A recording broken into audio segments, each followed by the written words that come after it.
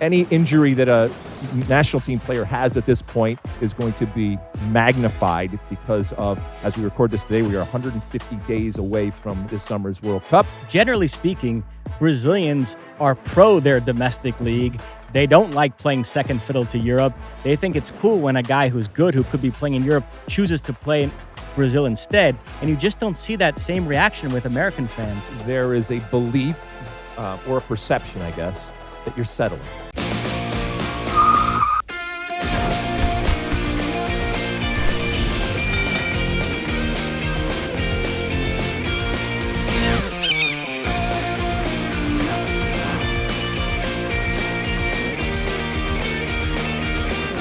Hello, Sunshine. I'm Alexi, Lalas, and welcome to the State of the Union podcast, where we look at the beautiful game on and off the field through the lens of red, white, and blue-colored glasses. This show, we'll be talking, Ricardo Pepi hurting, Xabi leaving, Josh Sargent moving, meet me in St. Louis, Michael Bradley, Balogun back, Open Cup romance, Iran's World Cup vibe, his and hers, World Cup training sites, and so much more. But first, joining me as always, my friend, my colleague, my guiding light, David Mosse, a soccer savant and a Fox Soccer researcher and writer extraordinaire. Mosse, how you doing on this? What are we looking at here? Monday, January 12th in the year 2026. I'm doing well. Excited to be with you in our new and improved studio. Let me tell you, ladies and gentlemen, for those of you that are just listening, we love you. Don't get me wrong, we love you, but you're not getting the full experience. We have come into the studio today, and we have upgraded, my friend, as we start our, what do we say, 9th year of the State of the Union.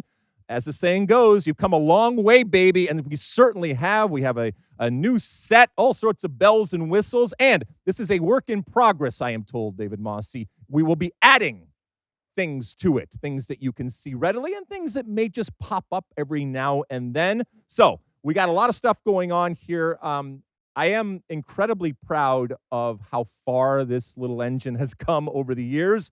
But I also recognize that it is because of a lot of work from a lot of people behind the scenes to force this to get better and better. And I know we call it a podcast, but the reality is in this day and age, this is a television show.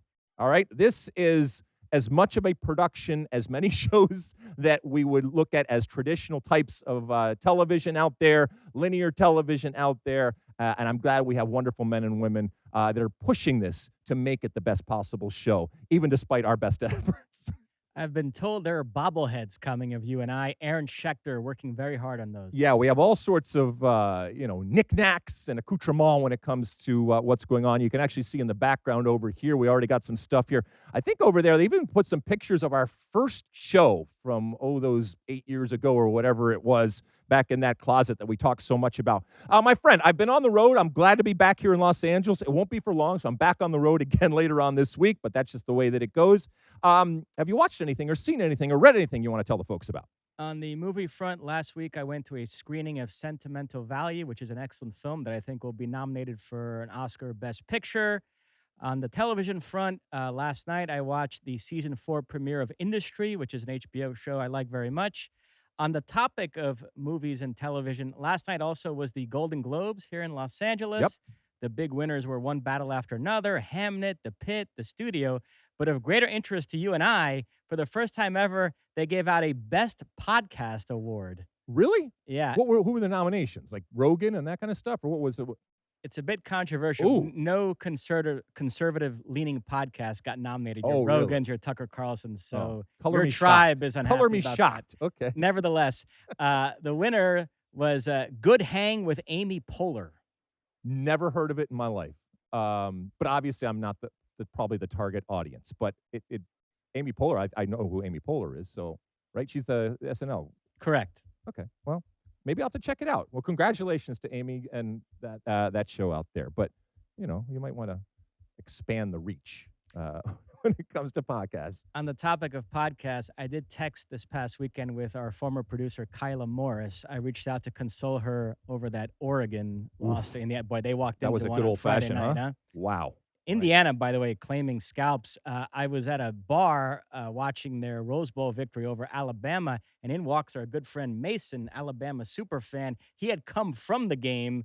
They left in, I guess, the third quarter and then came to the bar I was at So yeah, Indiana is on quite the march right now. I saw our fearless leader, Mr. Shanks, earlier in the Uh, hallway, and a diehard Sooner, and he could not be happier. He said, "Well, you can't." Hoosier. Sorry. Yeah, excuse me. Hoosier, excuse me. We were joking that you can't keep a team down for 50 years. Eventually, they're going to rise to the top. But this is an amazing thing. Whether you have a dog in the fight or not, it is an amazing thing to see. I only have one thing to mention: His and Hers over there on Netflix. 6 episodes, I think, over there on Netflix. Mystery thriller type of thing. I don't think that it's going to necessarily be remembered. Stars John Bernthal, who you've seen in a bunch of different things. He's really, really good. Tessa Thompson, and some others out there. But it keeps your attention. And for an episodal type of thing, again, a limited, so I can watch it from start to finish and binge it. I think it was worth it. But it would probably be in the olden days when we used to talk about films straight to video, which isn't necessarily a bad thing, but oftentimes that was like the curse of death.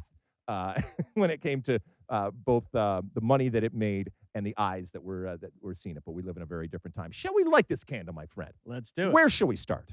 Busy weekend across Europe. We'll begin in the Netherlands. PSV claimed a 5-1 home win over Excelsior. Dest and Pepi both started. Pepi scored one of the goals, but on the play, he fell awkwardly, fractured his forearm. He's going to be out 2 months. Such a horrible piece of news for someone that, if you listened to us last week or any week for that matter, we've been talking about and at times talking up because of the scoring, I guess, rampage that he has been on, but also all of the rumors swirling where he's going to go. As you said, it was a strange moment. He got his goal just to add to his tally, but he fell awkwardly. And in the moment, you don't necessarily think there's a problem, except, I mean, he ended up rolling into the goal and falling, and then you realize, oh my goodness, something is really, really wrong. Now, any injury that a national team player has at this point is going to be magnified because of, as we record this today, we are 150 days away from this summer's World Cup. And someone like Ricardo Pepi, who was coming on strong to, a lot of people think, to challenge Balogun for that striker position up there. This doesn't rule him out, but this is not great timing relative to the March window. You can certainly play at times with padding and casts and all that kind of stuff. And it says he's only going to be out 2 months, but he did get surgery. And surgery before a World Cup, no matter what, isn't good. But I guess it's better than if it were to be a different extremity. So I hope that they put the plates or do whatever they have to do. He gets back. But I think this probably means that for the March camp, it's going to be iffy to see him, which is kind of a bummer because that competition that we're talking about would have been good to see. Staying with the center forward theme, but skipping over to England, Norwich City beat Walsall 5-1 in the FA Cup. Josh Sargent did not play. Norwich boss Philip Clement said afterwards Sargent asked not to play because of a possible transfer, and we came to find out Toronto FC have offered $18 million for his services. Norwich are saying he's not for sale, but Sargent is reportedly keen on the move. We've talked about this. Pochettino being favorable towards MLS, how that would influence some transfer decisions. Here's Josh Sargent in his mid-20s, a player who could have moved to the Bundesliga or the Premier League this past summer, now evidently wants to go to MLS. That is generating strong reaction on social media. Yeah, I mean, so there's certainly a part of this story that is, like we just talked about Ricardo Pepi, relative to this summer and doing everything that you possibly can to be in the good graces of Mauricio Pochettino. And let's also be honest, Josh Sargent has been not in the good graces because he just has not performed and hasn't performed consistently where you would put him in. I don't even think he's necessarily in the top 3-4 strikers when it comes to Pochettino and this team. Now, this move, the other part of me looks at this move as this is much more a long-term type of situation, given the money involved, $18 million transfer fee. But there's also, I guess there's a third part to this too, and you mentioned it very early on.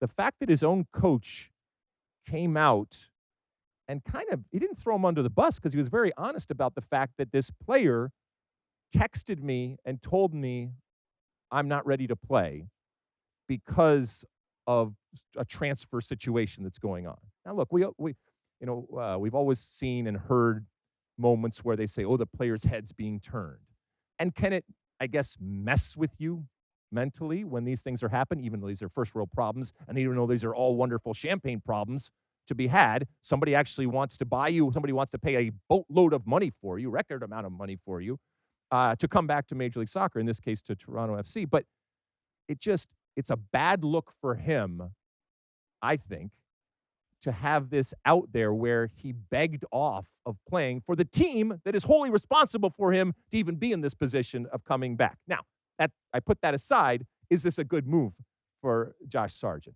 I'm not sure it changes anything again in the short term, but I do think in the long term, this is that biggish type of move where he can come back to a club that traditionally has spent a lot of money and is looking to kind of get back on top.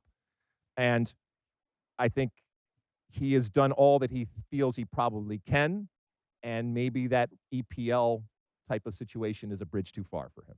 And remember, Sargent never actually played in MLS. He left for Right. Europe at a very young age. I always find it fascinating to contrast the reactions that Brazilians and Americans have to their players leaving Europe to go back to their domestic league. Right now, there's a situation, this Brazilian midfielder, Lucas Paquetá, who's going to be in the World Cup squad. He plays for West Ham. He's trying to force a move back to Flamengo. And I know each situation is different, has its own idiosyncrasies. But generally speaking, Brazilians are pro their domestic league. They don't like playing second fiddle to Europe. They think it's cool when a guy who's good, who could be playing in Europe, chooses to play in Brazil instead. And you just don't see that same reaction with American fans. I think it's because there is a belief or a perception, I guess, that you're settling and that you are regressing. And I think that listen, this gets into a much deeper and longer conversation. We're not going to have it here, but we certainly could have it. The psyche of the American fan, the psyche of American soccer. And let's be honest, the history of American soccer, especially when it's painted as, an elite sport, an affluent sport. And at times it certainly has been. And so therefore, with that comes the questioning of how much do the players actually want it? How much are they willing to give? And in this moment, I think for those that believe that part of the problem for American soccer is American soccer players not wanting it enough, when that happens, they look at it as they're taking the easy way out. Now, and again, I think it's wrong, and I can certainly argue against it, but I think that's where that comes from. And you mentioned Sargent right now, clearly behind Balogun and Pepi in the pecking order, and probably Ajiman as well. Balogun this past weekend scored for Monaco in their 3-1 away win in the French Cup over US Orléans. So he's producing. Pepe's producing. He did pick up this injury. But yeah, you wonder if Sargent moves back to Toronto, how many goals would he have to score to potentially impress Pochettino enough to work his way back into the picture? Yeah, and again, I go back to, why are you texting your coach? Maybe have a call with your coach and say, listen, I have this life-changing type of decision or possibility on the offense. And maybe you come to an agreement, okay, yeah, this isn't the moment for you to play. But it's a bad look. And it plays into what I was talking about players being weak. Because you can't handle what is really ultimately a good thing, a wonderful thing. In that moment, you are weak and can't handle that. That's a problem. Whether it's true or not doesn't matter. That's the perception from the outside when that happens. But this might happen, and I'd love to see what Josh Sargent does look like, to your point, in MLS for the first time, and in particular with Toronto, given what I think the aspirations at least have been in the past. Before we depart French football, we never got a chance to talk about the French Supercup, which took place last week in Kuwait. PSG against Marseille. Timmy Weah started for Marseille. Then Bailey scored early in the first half, 1-0 PSG. Then late in the second half, Greenwood and a Pacha own goal gave Marseille the 2-1 lead. They were seconds away from their first trophy in 14 years. But then Aubameyang, he's getting crucified for this. Instead of dribbling to the corner, he tried to score, lost the ball. Shades of Ginola against Bulgaria in 93.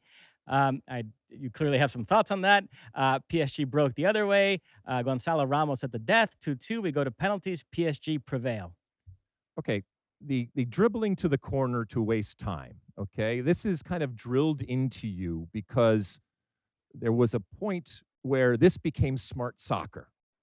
And I get it. Milking the clock, not just in soccer, but in many sports, is absolutely a way to go, and certainly is a skill, and one that at times needs to be taught, in that, you if you eat up that clock, it's less opportunity for your opponent to score.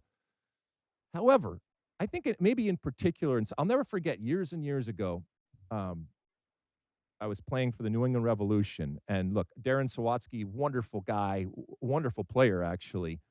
Um, he was so eager to be uh, a sponge to information. He was very young at the time, and I'll never forget. Um, our coach told him that, if that happens and we're winning, okay, go and waste time in the corner and dribble to the corner. And I'll never forget, he was in on a breakaway and literally veered out of a breakaway to go to the corner instead of trying to actually score. And I just think it confers a sense of defense first that is almost capitulating. And I understand what you're saying, but I don't think that he did anything wrong in trying to score. I don't think you can ever do anything wrong in trying to score in the game of soccer. And maybe that's a little too romantic of me. In the shootout, Chevalier saved 2 of 3 Marseille attempts. And PSG in the Intercontinental Cup against Flamengo recently, their goalkeeper that day, Safonov, saved 4 of 5 penalties in the shootout. So in the last 2 shootouts PSG have been involved in, their keepers have saved 6 of 8 attempts. That's pretty incredible. Something AI. It's got to be AI. There's something going on. And it's interesting because trophies beget other trophies. You win the Champions League, you get to play in the UEFA Super Cup and the Intercontinental Cup. You win your league, you get to play in the domestic Super Cup.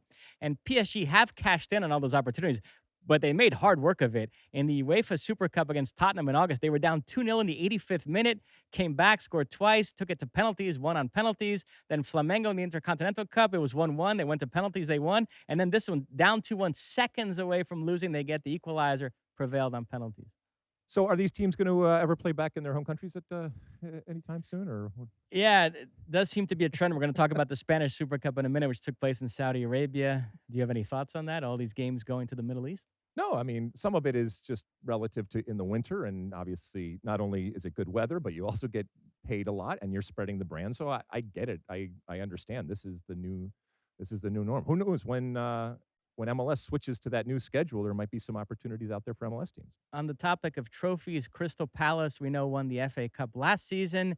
This year, they crash out in the 3rd round, falling victim to one of the biggest upsets in competition history this past weekend. They lost 2-1 to 6th-tier Macclesfield. These two sides separated by 117 spots in the league ladder. It's the first time since 1908 that a non-league team beat the FA Cup holders. Crystal Palace actually did it back in 1908, beating Wolves. From an American perspective, Chris Richards on the wrong end of this one. He started for Palace. Yeah. So, I mean, so much to say about the Open Cup. First off, wonderful scenes. And I think you have to be completely devoid of heart and, I guess, of romance to not at least appreciate what you're seeing. But also, let's be honest, the reason why Open Cups have that romance is because of the allure and the possibility that exists of cup sets and Cinderellas and the haves versus the have-nots. That is what an Open Cup gives you. And when it doesn't, it's just kind of ho-hum until you get to the actual winner who, obviously raises a trophy, and that's always wonderful for them to kind of put it, but it's always being put as part of whatever else they do during that year. So, and my point is that when it comes to Open Cups, this is why we watch Open Cups, much more so than to have the big teams win, whether it's through the cup or ultimately standing there at the end. It's hey, there's a possibility that we might see something, in this case, that we haven't seen in 100 years, happen in front of our eyes. And that it did. I think it was wonderful, and it was fun to see, and it made the FA Cup day that much more impressive. Macclesfield will face Brentford in the 4th round. A few notes on them. They're managed by John Rooney, the brother of Wayne Rooney. Oh. And as you know, with these non-league teams, the players have regular jobs. They're just part-time players. So you look at up and down the squad, there's a school teacher, a gym owner, property developer, and a former Love Island winner, some guy named Tom Clare that I guess won on Love Island. I got a text to Holden. That's his favorite TV show. Well, this would be the kind of stuff. I mean, we used to do FA Cup, remember? I was going to say, your first production for Fox, January of 2015, Yep. was an FA Cup match. I remember the first time we ever spoke, you called me a week or two before to ask for research help. And then you were so devoted to your job back then, you wanted to make a good first impression of Fox. Well, since you've learned that you could probably get away with some inane platitudes. But back then, didn't you reach out to one of these lower league clubs, speak to the technical director? It was, I can't remember. I don't have it in front of me here, but I would reach out to these, I mean, like you said, just completely small little clubs, and they were so appreciative that anybody, let alone somebody from the U.S., was actually calling them. I remember at one point I got on back then it was like Skype or whatever we were doing. I got on a Skype call, and I mean, it was a kid basically that was the PR director, among other things there, that was in charge of giving me the information. His mom's walking around in the background and stuff. It was wonderful. It was very romantic. But again, there was the appreciation that this was what the Open Cup was about, much more so than the big teams and the ultimate winners. But again, so this upset led to a lot of people waxing poetic about the FA Cup this past weekend. And one guy, Kevin Corbett Does Not Care, said on X, "I wish America had something 1% as cool as the FA Cup," and you had to jump in and reply to that. Well, okay, yes. And this, it's not the public's responsibility to have context. It's not the public's responsibility to have historical perspective. But not for nothing, Kevin, but the U.S. Open Cup, the U.S. Lamar Hunt U.S. Open Cup, it's been around for, 111 years or something like that, which in and of itself is a piece of soccer history. Now, you have to work to go back and to find the information about that, but there are plenty of moments, all right, that have been romantic. You think of Cal FC with our friend Eric Winalda up there in Portland, all right? I got to feel that was cool, at least 1% cool. I thought it was cool at the time when my Detroit City FC beat Columbus. The list goes on and on and on. But also, the reality is, again, like most Open Cups, an MLS team has won every single Open Cup since, 1999, back when the Rochester Rhinos were the last non-MLS team to win it. So, again, you're waiting for those moments. You're waiting for those Cinderella stories. But I don't think that America hasn't produced something 1% as cool as the FA Cup. And I know the U.S. Open Cup has taken a lot of hits over the last couple of years. But I do think at the very least, there's some sort of 1%, Kevin, that you can find in terms of the coolness and the unique.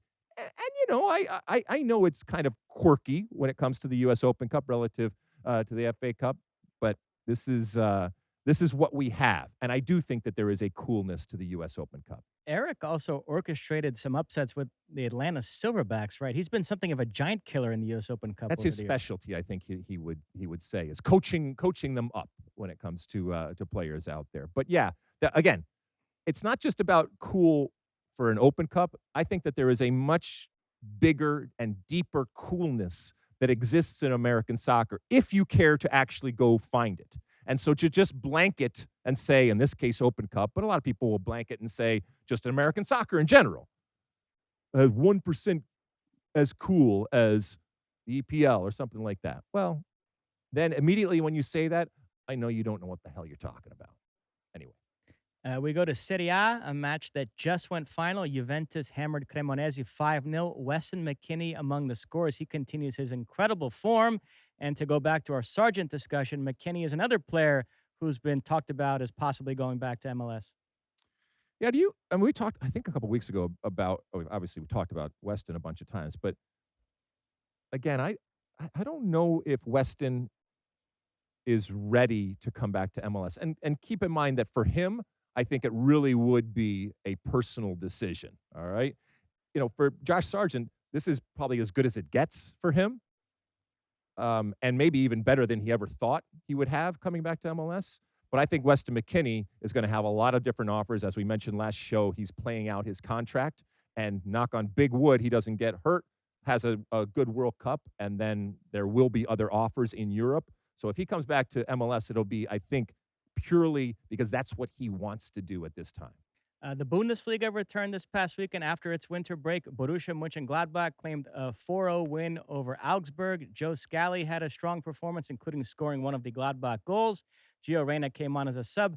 Noah Kai Banks started for Augsburg. And this is how committed people like Doug McIntyre are to this Banks thing. Oh, my God. He posted on X afterwards, superb performance from Joe Scally and Gladbach's 4-0 drubbing of Augsburg. And Noah Kai Banks played well despite the result. Gio Reyna subbed in for Scally, who had a goal and a secondary assist in the 85th minute. Noah Kai Banks started at the back in a match in which his team lost 4-0, and Doug McIntyre still praised his performance. Yeah, Stu's a big Banks guy too, right? Yes. Okay. I mean, evidently they got this guy who's never played for the national team before starting next summer. Could happen. Could happen. I don't know. And I'm glad that an American is starting consistently. The Joe Scally thing, the only reason he's getting a mention here is because he scored a goal, but sometimes it's not fair to defenders. I know that's when they kind of pop out, but as we're judging them, we know that, if goals, there's nothing more important than goals. But that Joe Scally scored, I don't think that changes the perception of him from Mauricio Pochettino or anybody outside of the U.S. soccer ecosphere. Is it an ecosphere? Ecosystem? Ecosystem. Yeah. What's omnisphere? What? Give me another sphere. Atmosphere? The sphere? Have you been to the Sphere in Las Vegas? I drove by it when I was in Vegas this past week. It's quite impressive, just from the outside. I've never been on the inside, but I haven't met a single person that goes there and said, "Oh, this sucks." Every single person that goes there, regardless of who they're seeing, has said it's awesome. So I got to do that at some point. You mentioned a lot of matches taking place in the Middle East. The Spanish Super Cup was in Saudi Arabia. The final pitted Barcelona against Real Madrid. Barcelona claimed a 3-2 victory. Rafinha got 2, Lewandowski got the other. Vinicius with a great goal, and Gonzalo accounted for the Real Madrid scoring. Some big Real Madrid news today, but first let's do the match. Barcelona prevailing again over Real Madrid.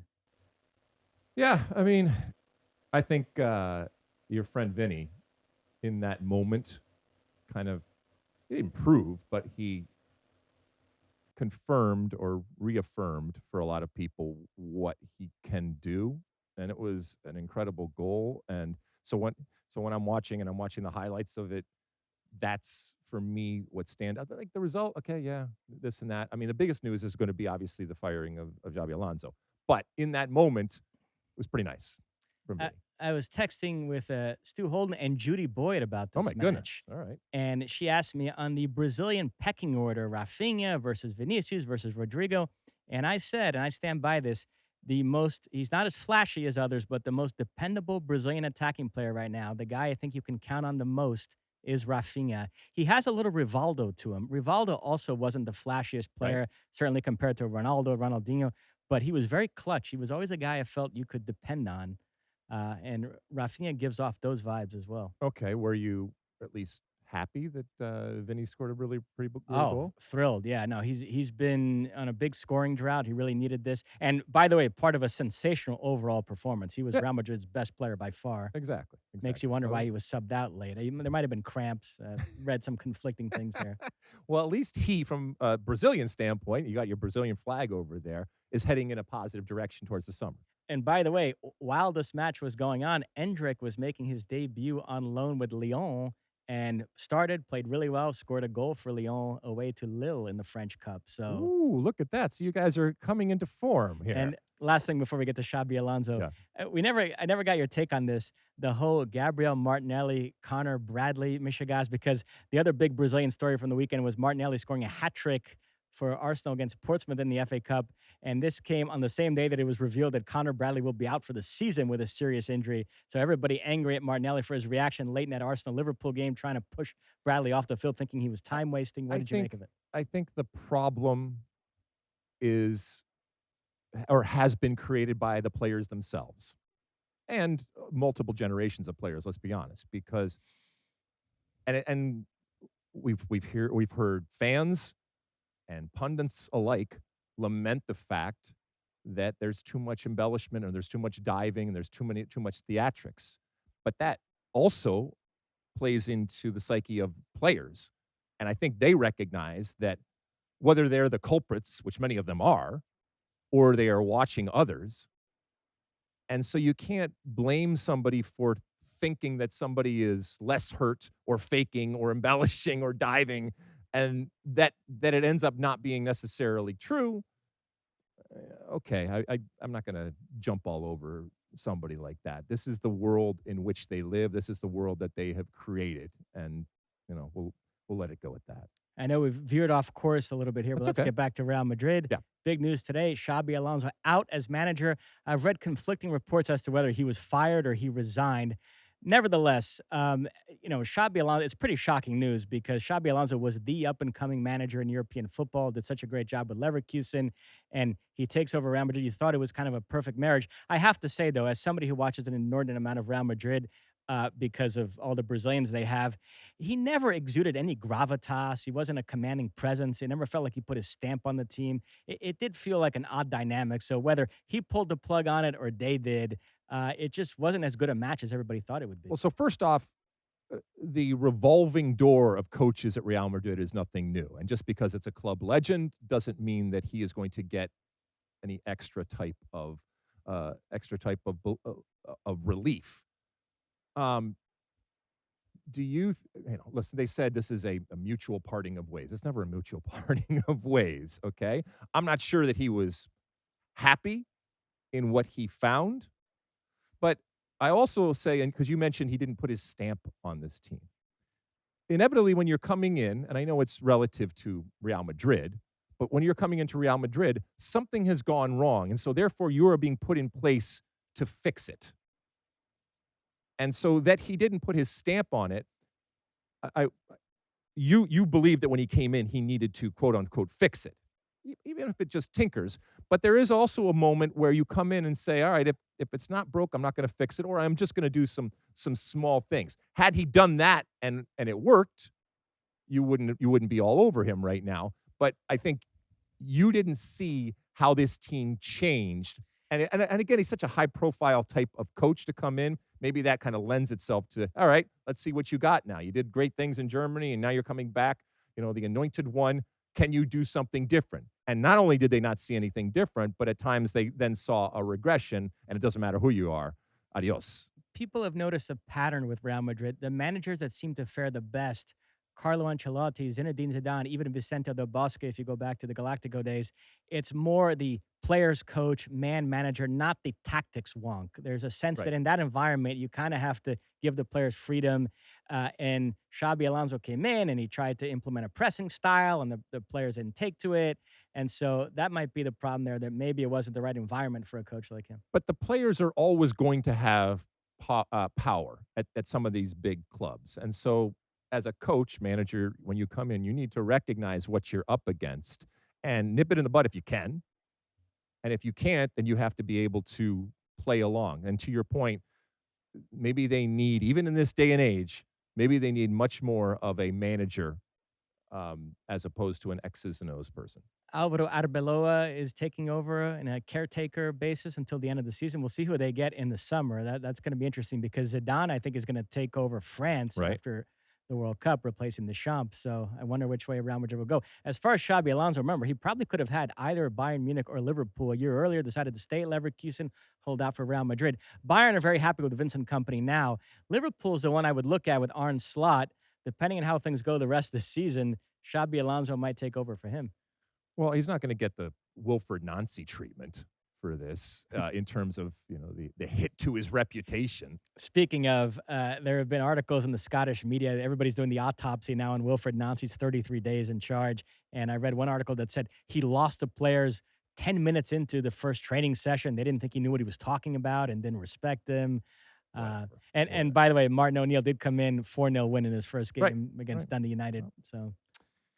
Well, we'll see if poor old Xabi Alonso and Wilfred Nancy can find some other jobs. I think they're going to be just fine. Now, Real Madrid were without Brahim Diaz for the Spanish Super Cup because he's busy representing Morocco in the Africa Cup of Nations. As we transition there, the quarterfinals are in the books. Diaz scored again for Morocco in their 2-0 win over Cameroon. That's 5-5 games. Mo Salah on target for Egypt in their 3-2 victory over Ivory Coast. Victor Osimhen found the back of the net for Nigeria in their 2-0 win over Algeria. And Senegal beat Mali 1-0. So the semifinals are set. Very tasty. Egypt, Senegal, Morocco, Nigeria.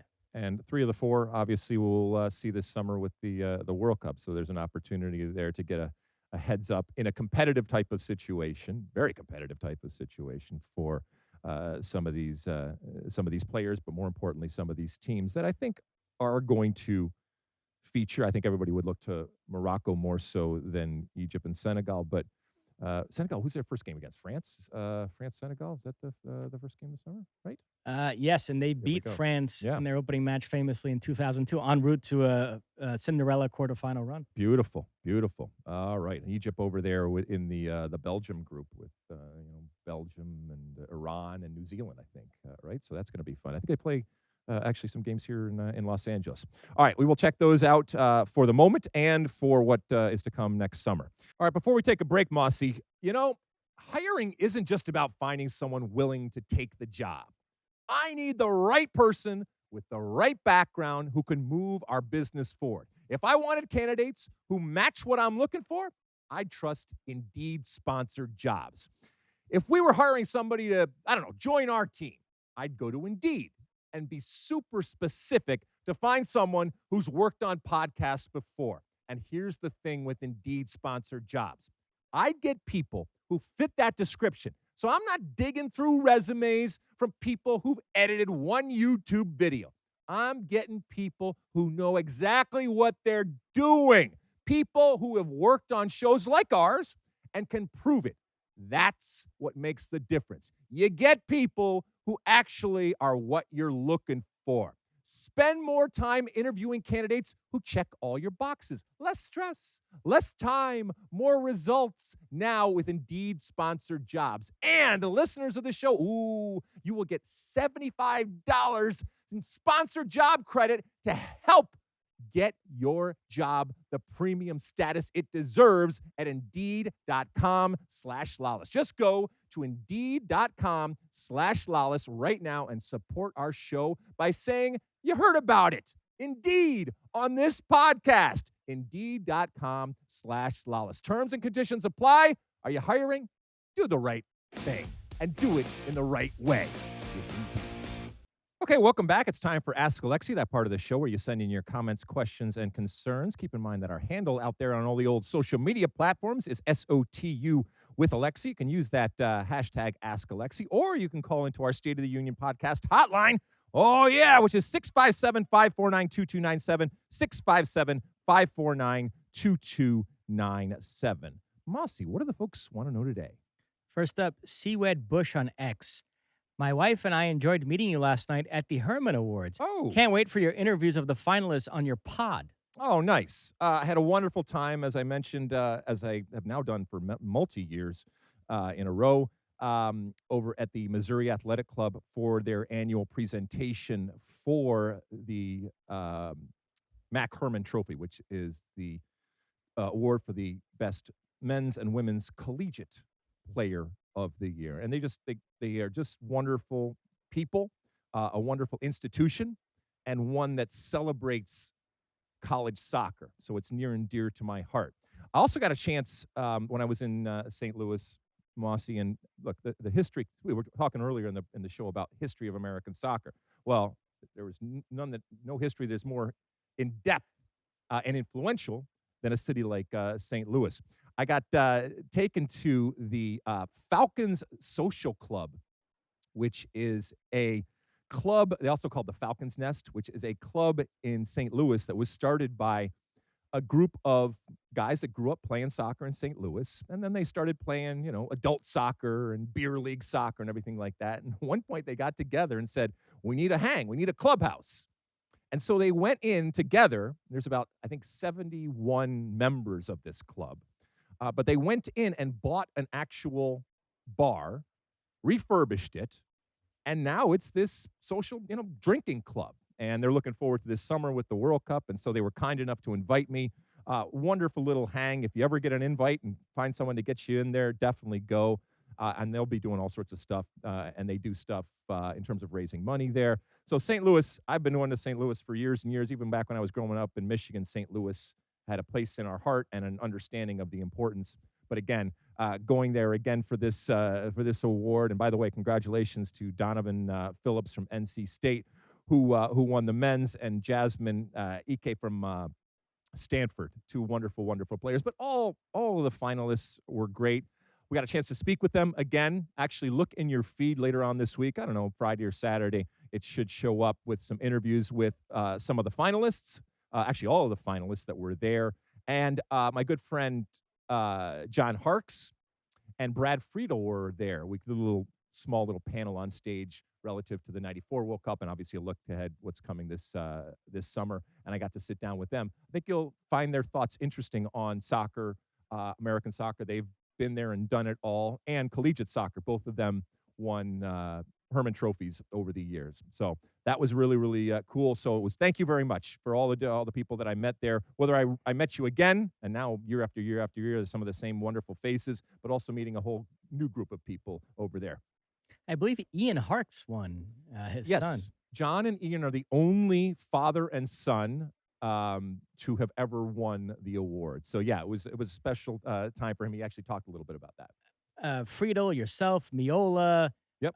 Darlington Nagbe, Jordan Morris. Those are among the more notable winners through the years. Yep, it's a lot of history, but always, and if those have listened over the past couple of years, always part of this conversation is what is college soccer now, and how relevant is it? And so whether it's talking to the players, whether it's talking to fans, or whether it was talking to the coaches that were also there with their players, it was interesting to hear their thoughts on where this thing is going. So I don't know if anybody knows exactly where it's going to come out in the end. We did a really cool feature this past summer on St. Louis's soccer heritage when the U.S. played there during the Gold Cup. And by the way, young David Mosse spent a summer in St. Louis playing the Maccabi games. Did you really? Yes. Oh, my goodness. You learn something new every day.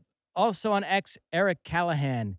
Is Bradley going to work out for #RBNY?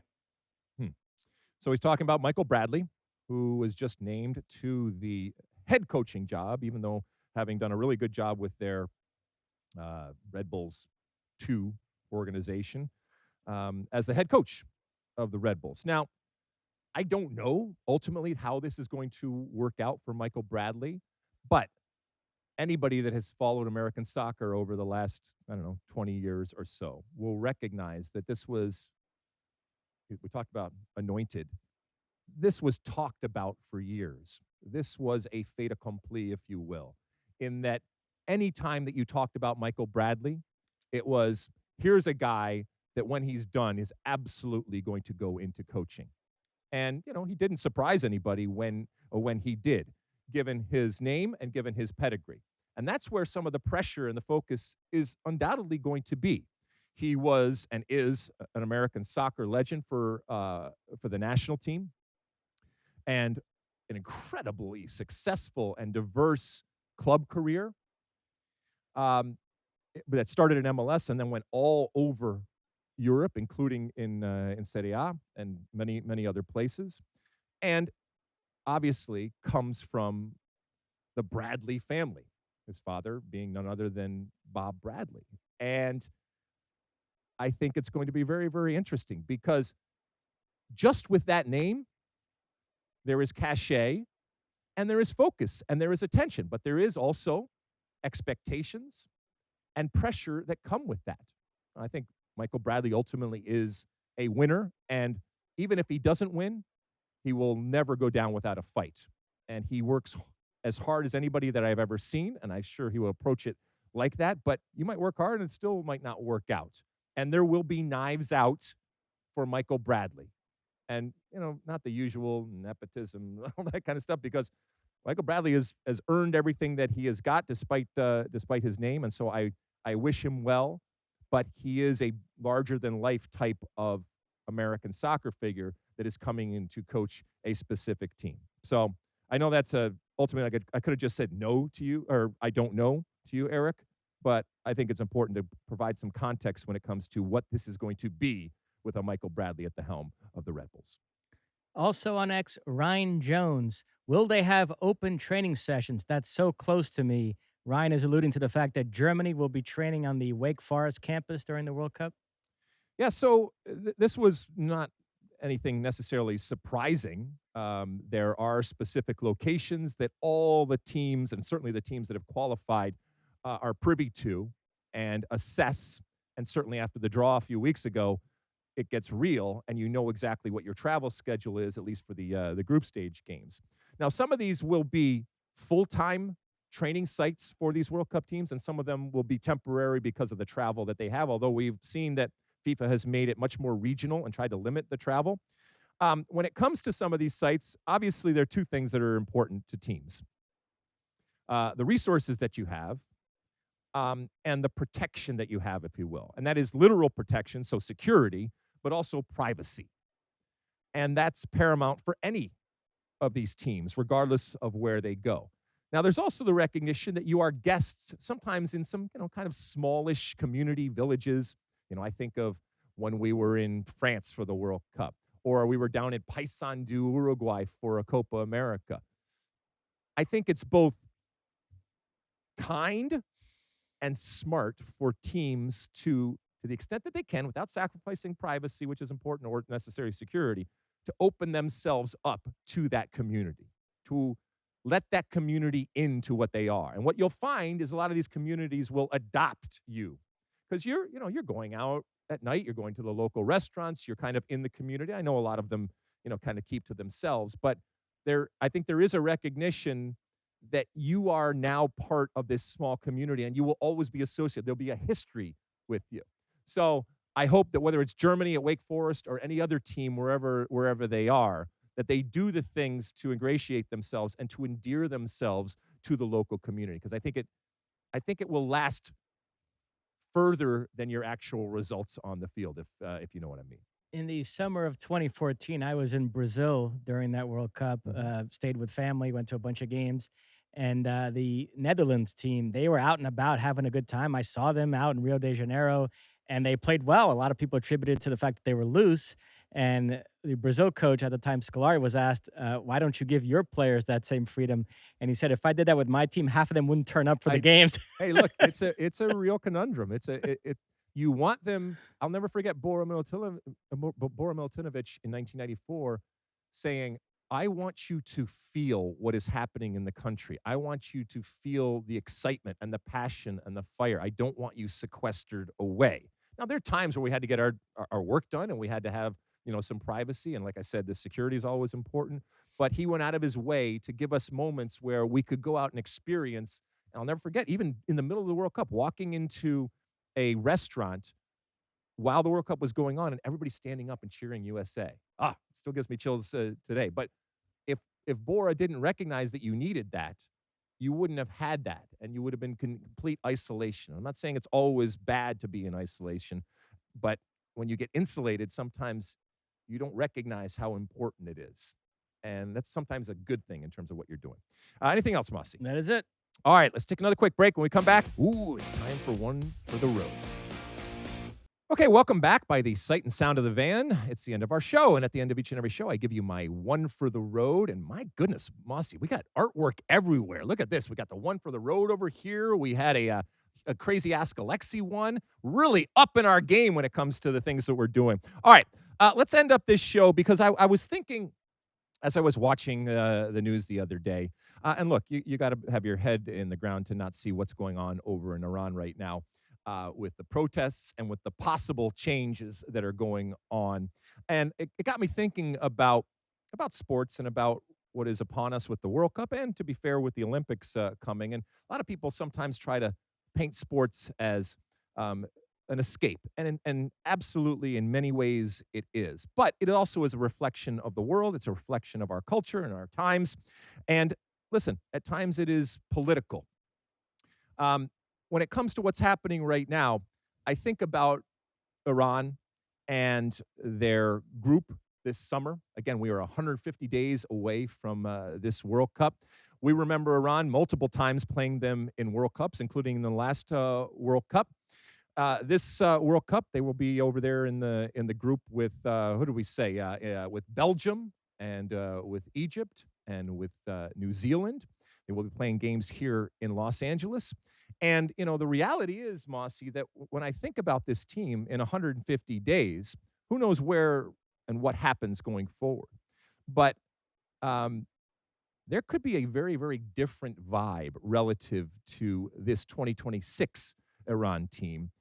And when we compare and contrast with what happened in 2022, and just a reminder from back in 2022, when, as we said, Iran was in the U.S. group, there was a moment there where the players went on, I think, for the first game and didn't sing the national anthem in terms of a protest and out of support for people back home with what was going on. And they were very, very quickly rebuked, and stories came out about them and their families back home, and their friends and families being threatened if they continued to what, in terms of the leadership, they saw as disrespectful.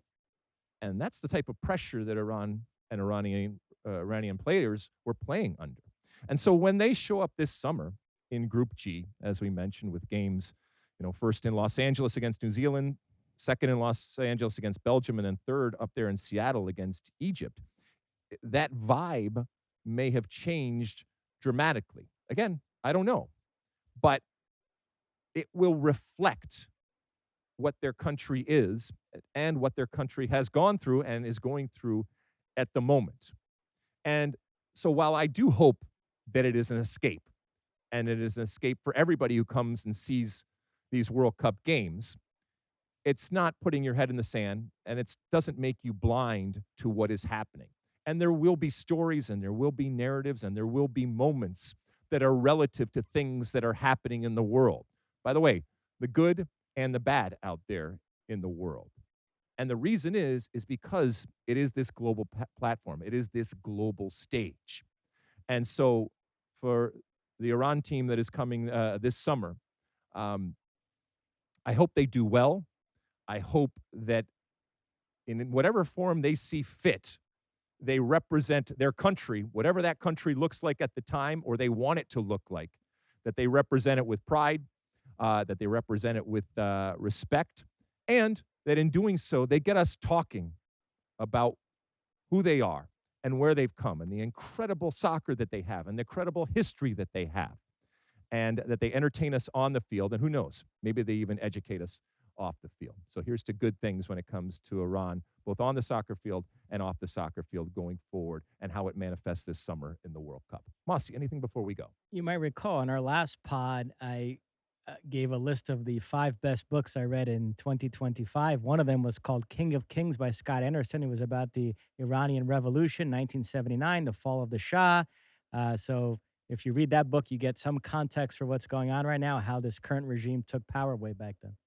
Well, it's going to be interesting, my friend. By the way, though, Mosse, before we go, you know what's got me buzzing today, my friend? Oh, yeah, the sponsor of today's episode, SeatGeek. Because if you're like me and you're already circling the match, you have to see next summer, what could be Iran playing here in Los Angeles. SeatGeek has you covered. With over 35 million downloads, SeatGeek is the #1 rated ticketing app. There are more than 70,000 events listed on SeatGeek. I used it for some concert tickets just not too long ago. It's easy, it's intuitive, and it actually helps you find good seats. Each ticket is rated on a scale from 1 to 10, so you know you're getting a good deal. And every ticket is backed by the buyer guarantee, so you can buy with confidence. Plus, we have a special discount for State of the Union listeners. Oh, it's special, my friends. Get $30 off any World Cup tickets when you spend $200. Just use code SOTU. It works for new and existing users. Hit that link in the show description so the code gets auto-applied. Seriously, make sure you click that link in the description so the code is automatically added to your account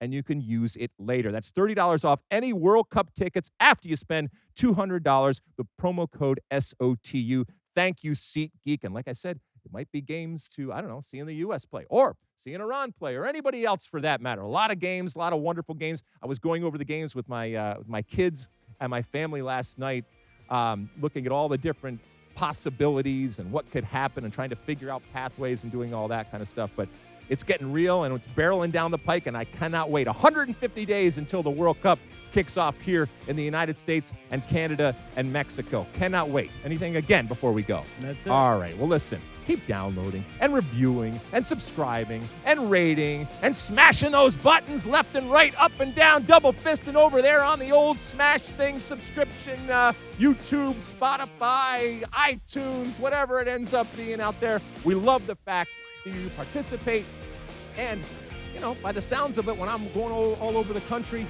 that you're into it and you dig it when it comes to the State of the Union. We'll talk to you again a little later on this week. And until then, and as always, my friends, size the day.